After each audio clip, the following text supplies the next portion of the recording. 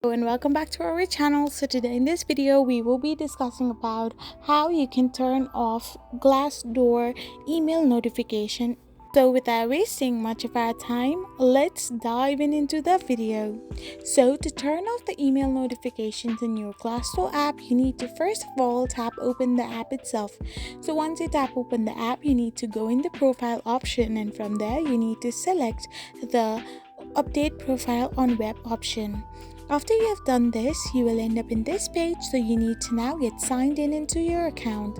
So once you're signed in into your account as well, you will be redirected to this kind of interface where all you need to do is simply scroll down to the right side where you can find the email notification option.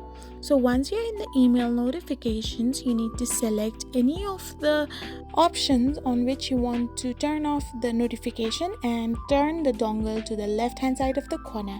So once you have turned this to the left hand side, all your notification of job has been turned off.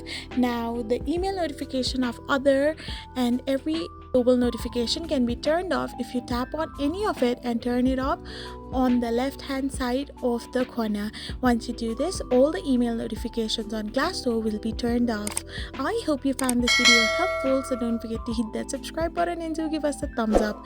Thank you for watching.